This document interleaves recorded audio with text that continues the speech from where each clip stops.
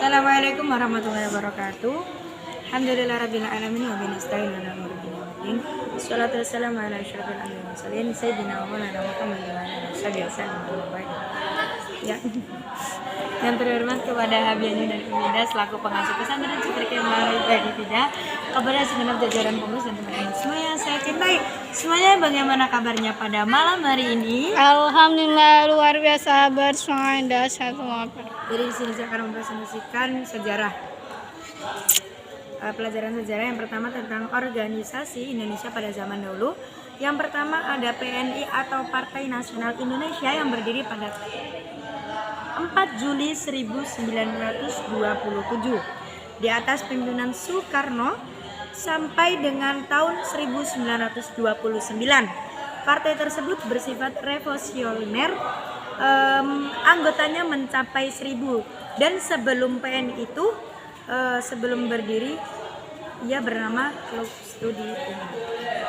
Nah, selanjutnya ada PPPKI atau Partai Perhimpunan Indonesia yang berdiri juga pada tahun 1927, yang mencetuskan Sumpah Pemuda pada tanggal 28 Oktober.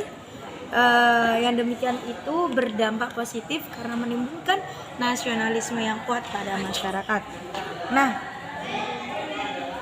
pada saat itu juga Indonesia itu melawan kolonial Belanda atas masalah perkumpulan agama.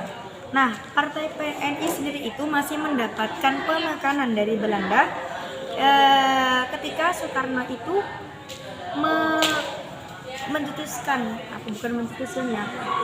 menegaskan pidato yang berjudul Indonesia Menggugat.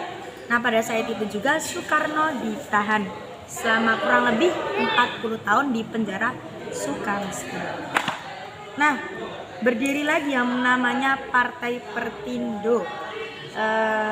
Yang namanya adalah revolusi Partai PNI atau PNI yang baru di bawah kepemimpinan Muhammad Hatta dan Syahir. Nah, di sini juga menceritakan tentang kepemimpinan Soekarno. Di bawah kepemimpinan Soekarno, ia masih menekankan mobilisasi massa. Sedangkan kepemimpinan Hatta dan Syahir, mereka itu lebih menekankan kader yang menentang keras kolonial Belanda. Nah, karena yang demikian ketiga tokoh itu tidak mencapai hasil yang maksimal, maka pada tahun 1993 ketika tokoh itu diasingkan. Nah, akhirnya organisasi-organisasi yang mereka bangun dibubarkan oleh pemerintah kolonial. Nah, Soekarno sendiri juga setelah Soekarno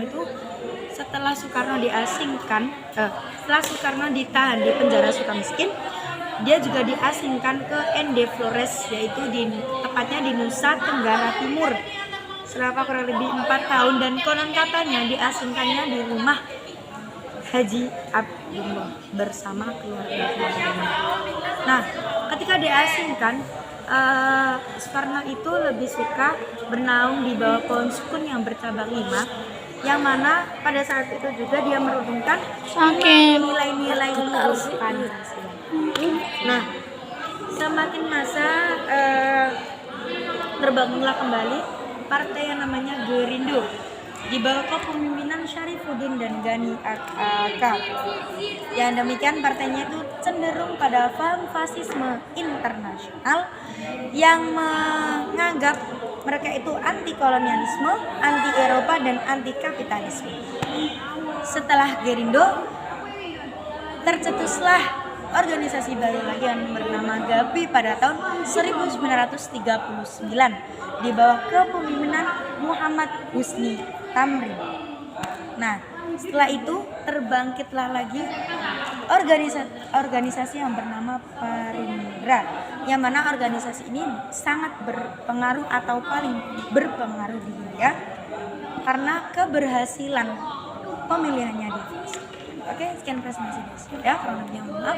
Semoga bermanfaat. Wassalamualaikum warahmatullahi wabarakatuh.